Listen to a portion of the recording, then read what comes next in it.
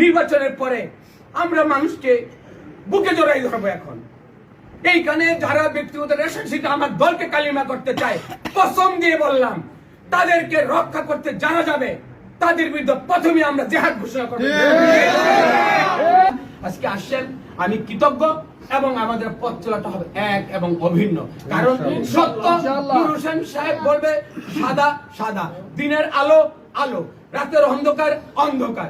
এইটা যেহেতু আমরা এক এবং অভিন্ন থেকে এই উচ্চারণটা করতে চাই, আমি মনে করি সততার উপর যদি আমরা বেঁচে থাকি, ইনশাল্লাহ আমরা কামিয়াব হব।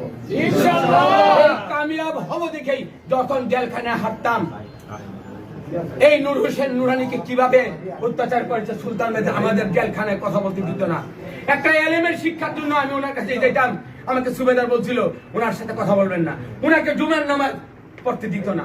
এই দৃশ্যগুলো কিন্তু আমরা মৃত্যু পর্যন্ত কোনোদিন আমরা ভুলবো না। আল্লাহ আমাদেরকে অপার একটা সুযোগ দিয়েছে।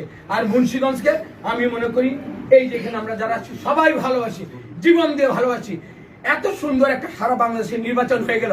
নির্বাচনের পরে আমরা মানুষকে বুকে জড়াই ধরবো। এখন এইখানে যারা ব্যক্তিগত রেশনশিট আমার দলকে কালিমা করতে চায়, কসম দিয়ে বললাম, তাদেরকে রক্ষা করতে জানা যাবে, তাদের বিরুদ্ধে প্রথমে আমরা জিহাদ ঘোষণা করব।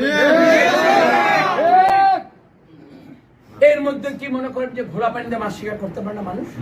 এটা আইন প্রয়োগকারী সংস্থা দেখবে, সচেতন আমরা সবাই মিলেই থাকবো। আমি অনেক কথাই আপনাদেরকে বললাম, এইটাই হলো আমাদের মেসেজ। শুধু আমার মেসেজ না, আমাদের চিন্তা আমরা সবসময় শেয়ার করি। রাতের বেলা ঘুমাতে হলে হুজুর আজকে এটা হয়েছে, হুজুরের কাছ থেকে আমি দুনিয়াবী শিক্ষা শিক্ষিত দেবো।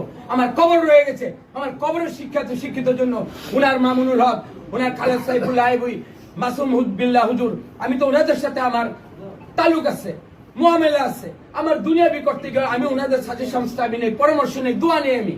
তো যেইখানে আমাদের চিন্তা দুনিয়াও থাকবে আখেরাত মুক্তির জন্য, আমার আখেরাত মুক্তি করতে গিয়ে দুনিয়াকে ইনশাআল্লাহ আমরা কখনই কালিমা লেপন করব না। এই ওয়াদাটাকে মুসলমানবাসীকে বিশ্বাস করতে হবে। আপনারা ভিতরে ভিতরে যত গভীরে যান, দেখবেন আসলে আমরা এই মানুষগুলা কখনোই কোনো অন্যায়ের সাথে আমরা সম্পৃক্ত হব না।